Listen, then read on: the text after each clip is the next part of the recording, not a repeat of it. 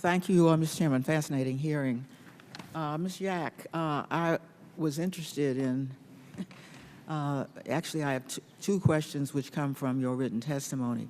One had to do with a pilot project involving what you call critical infrastructure.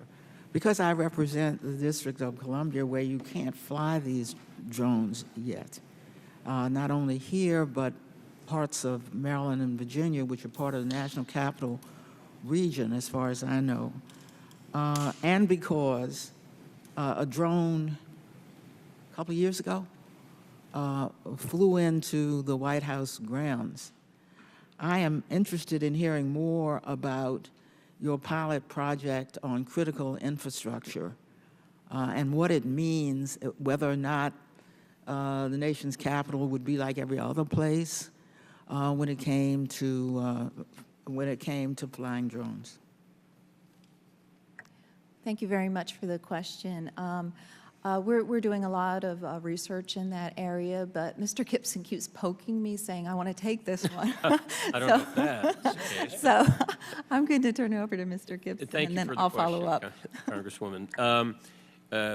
We do have that section of language, and we've begun, actually, a good bit of that research.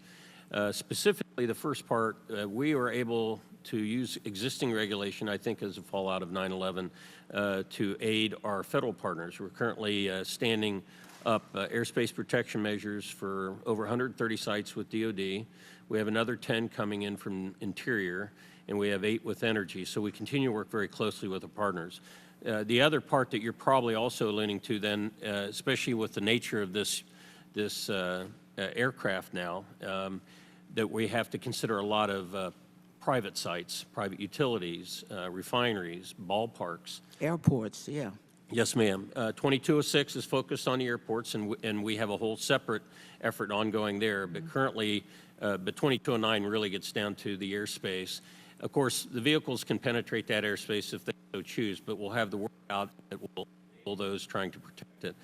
It's not just active measures, though. Manufacturing has worked very closely with us. They put in geofencing and things of that nature. So to your point, unless somebody really works hard flying in and around the Capitol or the White House, the vehicle won't even start now with geofencing. Yeah, it's going to be difficult, but I'm sure you can do it.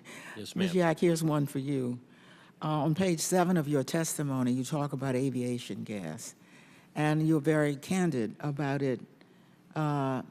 You say it is the only remaining lead-containing transportation fuel. Very controversial. You speak about in your testimony how toxic it is when it is inhaled. But what gave me some optimism is that you go on to describe some progress with the research and even with flight test activities, even saying the year 2018. I guess my question is, when will non-lead aviation gas be ready for wide use in commercial aviation?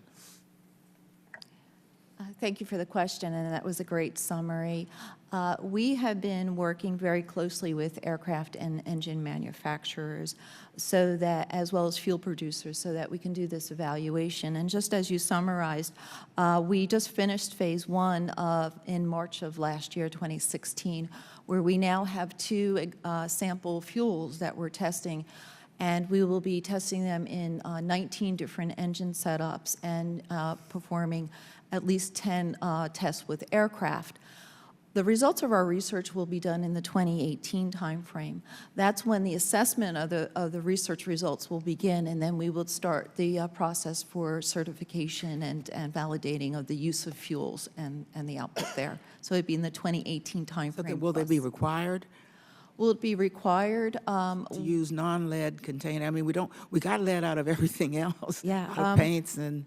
It's definitely desired, but we have to find out what the research says and where we can go from there. Is it going to be more expensive? Do you believe? It's way too soon to know any of that information. Sorry. I hope you're evaluating that, so there's no excuse once we have it. It looks like the science is almost there. The question is, given the toxic nature of aviation gas, which just surrounds us, can't imagine what harm it's doing.